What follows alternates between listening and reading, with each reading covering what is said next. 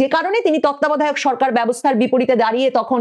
15 ফেব্রুয়ারি নির্বাচনটি অনুষ্ঠান করেছিলেন। সেই কথাটি আপনাদের আবার স্মরণে আসবে যখন আপনাদেরকে আমি এই বিষয়টা জানাবো যে তত্ত্বাবধায়ক সরকার ব্যবস্থা ফিরেছে বটে, কিন্তু প্রধান উপদেষ্টা কে হবেন সে বিষয়ে কিন্তু দেশের সংবিধানে তত্ত্বাবধায়ক সরকার ব্যবস্থা অন্তর্ভুক্ত করে আনা ত্রয়োদশ সংশোধনী বাতিল করে 14 বছর আগে অর্থাৎ 2011 সালে দেওয়া রায়টি পুরোটাই বাতিল করেছেন আপিল বিভাগ। প্রধান বিচারপতি সৈয়দ রেফাত আহমেদের নেতৃত্বাধীন 7 সদস্যের আপিল বিভাগ সর্বসম্মতিতে এই রায় দিয়েছেন এবং এই রায়ে বলা হয়েছে যে নির্দলীয় তত্ত্বাবধায়ক সরকার সম্পর্কিত বিধানাবলী এই রায়ের মাধ্যমে পুনরুজ্জীবিত ও সক্রিয় করা হলো। মানে সংবিধানে ত্রয়োদশ সংশোধনী বাতিলের মাধ্যমে তত্ত্বাবধায়ক সরকার ব্যবস্থা যে বিলুপ্ত হয়েছিল, প্রধান বিচারপতির এই বেঞ্চ বলছেন যে এই রায়ের মাধ্যমে বিধানাবলী পুনরুজ্জীবিত এবং সক্রিয় হয়ে গেছে। অথচ এই পুনরুজ্জীবিত এবং সক্রিয় হওয়ার পরেও এখন বলা হচ্ছে যে আগামী নির্বাচন, ফেব্রুয়ারির নির্বাচনটা অন্তর্বর্তীকালীন সরকার ইউনূস সরকারের অধীনেই অনুষ্ঠিত হবে, এর আগে তত্ত্বাবধায়ক সরকার গঠিত হবে না। আমি আপনাদেরকে আগেই বলেছিলাম যে এবিএম খায়রুল হকের দেওয়া ত্রয়োদশ সংশোধনী বাতিল করা, তত্ত্বাবধায়ক সরকার বাতিল করা যে রায়, বিএনপি, জামায়াতে ইসলামী এবং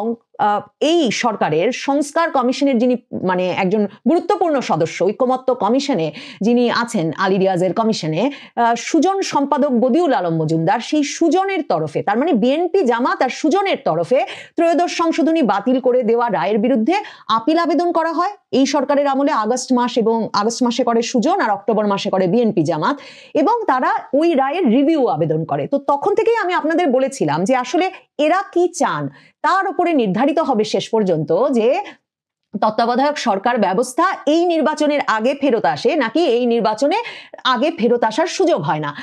মানে অক্টোবর মাসে যখন বিএনপি, জামাত মিলে 2024-এর অক্টোবরে এই থেকে এই আলাপটা খুব জনপ্রিয় হয়ে উঠেছিল যে ইউনূস সরকারকে একটা তত্ত্বাবধায়ক সরকারের কাঠামো নিতে হবে কিনা আসলে নির্বাচনের আগে। কিন্তু এরই মধ্যে নিশ্চয়ই আলাপচারিতা হয়ে গেছে, কারণ প্রধান বিচারপতি সৈয়দ রেফাত আহমেদ আদালতেই প্রশ্ন করেছিলেন আইনজীবীদেরকেই, মানে এই দলগুলোর নিযুক্ত আইনজীবী প্রশ্ন করেছিলেন যে কবে থেকে কার্যকর হবে তাহলে, এবং সে সময় বিএনপি, জামায়াতে ইসলামী সহ সকল আইনজীবীরাই এ বিষয়ে একমত প্রকাশ করেছেন যে এই আইন কার্যকর হতে পারবে না এই নির্বাচনের আগে, এটা হতে হবে আগামী নির্বাচনের, মানে চতুর্দশ সংসদের পরে, সংসদ ভাঙার পরে এই আইন কার্যকর হতে হবে। তো যুক্তি হিসেবে জামায়াতে ইসলামীর আইনজীবী ব্যারিস্টার শিশির মনির যেমন সংবাদ মাধ্যমকে বুঝিয়েছেন যে যেহেতু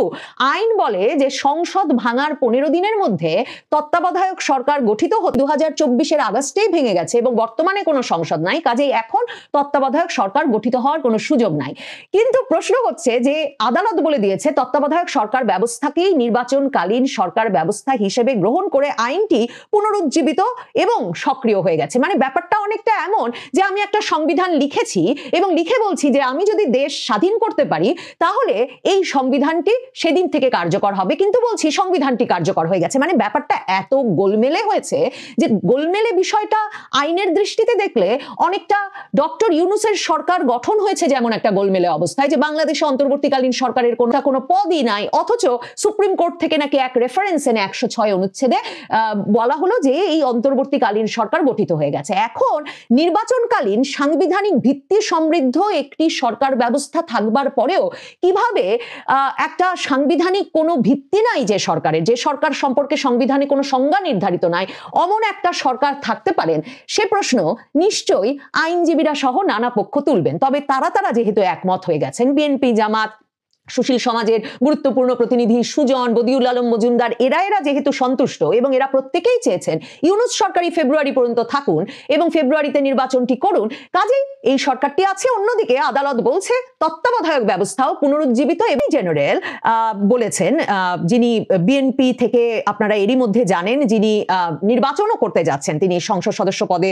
প্রতিদ্বন্দ্বিতার জন্য মনোনয়নও পেয়েছেন, অ্যাটর্নি জেনারেল মোহাম্মদ আসাদুজ্জামান, তিনি বলেছেন তত্ত্বাবধায়ক সরকার ব্যবস্থা পুনর্বহাল হওয়ার পর দেশ গণতন্ত্রের মহাসড়কে হাঁটবে। এবং তাকে যখন প্রশ্ন করা হয়েছিল যে দেশের বিচার ব্যবস্থা রাজনৈতিক পক্ষপাত দুষ্ট রায় দেয় কিনা, মানে লাল সালাম সেসব সাংবাদিকদেরকে যারা সাহস করে এসব প্রশ্ন এখনো করছেন, তিনি তখন বলেছেন, অ্যাটর্নি জেনারেল তখন উত্তরে বলেছেন, এমন অ্যাটর্নি জেনারেল বলেন তিনি সেটা মনে করেন না, কোন রায় রাজনৈতিক পক্ষপাত দুষ্ট আর কোন রায় আইনি ব্যাখ্যায় দেশের মানুষের স্বার্থ রক্ষা করবে, গণতন্ত্র রক্ষা করবে, মানুষের ভোটন রক্ষা করবে, সাংবিধানিক প্রতিষ্ঠানগুলোকে পুনর্বহাল করবে, তা জাতি জাতি বিবেচনা করবে। আপনারা নিশ্চয়ই জানেন যে এই তত্ত্বাবধায়ক সরকার ব্যবস্থা বাতিল করে যেই প্রধান বিচারপতি রায় দিয়েছিলেন ABM খায়রুল হক, তাকে শুধুমাত্র গ্রেফতার করা হয়েছে তাই নয়, সেই ABM খায়রুল হককে 2024-এর জুলাই আগস্টের বিভিন্ন হত্যা মামলায় আসামি করা হয়েছে এবং সেগুলোর জন্য তিনি নিয়মিতভাবে আদালতে যাচ্ছেন এবং আসছেন। মানে কাজেই মানে রাজনৈতিক পালা বদলে শুধুমাত্র যে এক একটি রায়ের কি অবস্থা হতে পারে বাংলাদেশে তার এক মানে উজ্জ্বল উদাহরণ হচ্ছে এই ঘটনায়। এবং অ্যাটর্নি জেনারেল বলছেন যে প্রধান বিচারপতি ABM খায়রুল হক ওই রায় দেওয়ার মাধ্যমে কিন্তু দণ্ডবিধির 219 ধারায় তার বিরুদ্ধে এখনো কোনো মামলা হয় নাই। আর দেখেন দণ্ডবিধির 219 ধারা কি বলছে, যে কোনো সরকারি কর্মকর্তা বা কোনো সরকারি কর্মচারী যদি দুর্নীতির সাথে বা বিদ্বেষপূর্ণভাবে বিচারিক প্রক্রিয়ার কোনো পর্যায়ে এমন কোনো আদেশ লেখেন যেটা আইনের পরিপন্থী। এখন একটা রায় দিয়েছেন একজন বিচারপতি, সেই রায় আপিল হয়েছে, রিভিউ হয়েছে এবং রিভিউয়ে সেই রায় বাতিল হয়ে গেছে, এটাই তো তার রায় পুনর্বিবেচনা করার বিচারিক প্রক্রিয়া। কি করে একজন প্রধান বিচারপতিকে দণ্ডবিধির 219 ধারায় অভিযুক্ত করা উচিত বলে অ্যাটর্নি জেনারেল বলছেন, এবং তাহলে কেন তাতে অভিযুক্ত না করে তাকে হত্যা মামলা এবং দিনের পর দিন জামিন ছাড়া কারারুদ্ধ থাকতে হচ্ছে, সেসব প্রশ্নের উত্তর নিশ্চয়ই আগামীতে সৈয়দ রেফাত আহমেদ, যিনি এখন প্রধান বিচারপতির পদে বসেছেন, এসব ঝুঁকির মধ্য দিয়ে নিশ্চয়ই তাদেরকেও যেতে হবে এবং হয়তোবা এসব প্রশ্নের উত্তর মানে তখন তাদেরকেও খুঁজতে হবে। এমন একটা পরিস্থিতি এই তত্ত্বাবধায়ক সরকার ব্যবস্থার রায় বাতিলের ঘটনাটিও আমাদেরকে আবার মনে করিয়ে দিল। কিন্তু শুধু যে তত্ত্বাবধায়ক সরকার ব্যবস্থা পুনরুজ্জীবিত হয়ে গেছে, সংবিধানে চলে এসেছে, কিন্তু ইউনূস সরকার থাকবেন, তত্ত্বাবধায়ক সরকার ব্যবস্থা গৃহীত হবে না, শুধু তাই নয়, তত্ত্বাবধায়ক সরকার ব্যবস্থা কি সত্যিই চলে আসছে? এই যে গণতন্ত্রের মহাসড়কে হাঁটবেন বলে বিএনপি থেকে নমিনেশন পাওয়া attorney general Mohammad Asaduzzaman, BNP নেতা আমির খসরু মাহমুদ চৌধুরী, তাকে যখন জিজ্ঞেস করা হয়েছিল তত্ত্বাবধায়ক সরকার ব্যবস্থা ফিরে আসার বিষয়ে প্রতিক্রিয়া জানাতে, তিনি তখন তার প্রতিক্রিয়ায় বলেছেন যে অনির্বাচিত সরকারের অধীনে দেশ কতটা পেছাতে পারে সেটা মানুষ দেখেছে, জনগণের নির্বাচিত সরকারের দ্বারা হয় না। মনে পড়ে যায় খালেদা জিয়া যে বলেছিলেন যে একমাত্র পাগল এবং শিশু ছাড়া আর কেউ নিরপেক্ষ নয়, এবং যে কারণে তিনি তত্ত্বাবধায়ক সরকার ব্যবস্থার বিপরীতে দাঁড়িয়ে তখন 15 ফেব্রুয়ারি নির্বাচনটি অনুষ্ঠান করেছিলেন। সেই কথাটি আপনাদের আবার স্মরণে আসবে যখন আপনাদেরকে আমি এই বিষয়টা জানাবো যে তত্ত্বাবধায়ক সরকার ব্যবস্থা ফিরেছে বটে, কিন্তু প্রধান উপদেষ্টা কে হবেন সে বিষয়ে কিন্তু কোনো মীমাংসা হয় নাই। ত্রয়োদশ সংশোধনী, যেটা আজকে অটোমেটিক্যালি নাকি সংবিধানে ফিরে গেল বলে প্রধান বিচারপতির বেঞ্চ বললেন, সেখানে লেখা আছে যে প্রধান উপদেষ্টা হবেন সদ্য সাবেক প্রধান বিচারপতি। খায়রুল হক যে রায় দিয়েছিলেন তার প্রধান ভিত্তি ছিল যে তিনি বলেছিলেন যে এই যে বিচারালয় করবার জন্য বা ক্ষমতার ভাগাভাগি দেওয়ার জন্য বিচারালয়কে একটা রাজনীতির সাথে সম্পৃক্ত করে একে বিতর্কিত করার যে চেষ্টা, সেটা থেকে বাঁচতেও এই তত্ত্বাবধায়ক সরকার ব্যবস্থা থেকে বেরিয়ে আসা উচিত। কারণ মনে করে দেখেন যে 1/11 সরকারটা কোন সময়ে গঠিত হলো, যখন বিএনপি একজন প্রধান বিচারপতিকে সদ্য সাবেক প্রধান বিচারপতি বানাতে তার অবসরের বয়স বাড়ালেন এবং সেই KM হাসানকে আর কেউ মেনে নিতে রাজি হলেন না। এই তো বিচারপতিদেরকে মানে এক রকমের বিতর্কের মুখে নিয়ে এসে প্রধান উপদেষ্টা করার চেষ্টা বানচালের একটা মানে উজ্জ্বল উদাহরণ। এবার জুলাই সনদ যে গঠিত হতে যাচ্ছে এবং ডক্টর ইউনূস যে বলেছেন গণভোট হবে নির্বাচনের দিনে, সেদিন যে 4টি প্রশ্নের উত্তরে গণভোটে অংশ নিতে হবে জনগণকে, প্রথম প্রশ্নটি কিন্তু তত্ত্বাবধায়ক সনদে একেবারে পূর্ণাঙ্গভাবে বদলে ফেলা হয়েছে তত্ত্বাবধায়ক সরকারের কাঠামোটিকে। মানে ABM খায়রুল হক যে বলেছিলেন বিচারালয়কে যুক্ত করা ঠিক হবে না, সেই আদর্শটার উপর মাথায় রেখে সে বিষয়ে একমত হয়ে কিন্তু জুলাই সনদে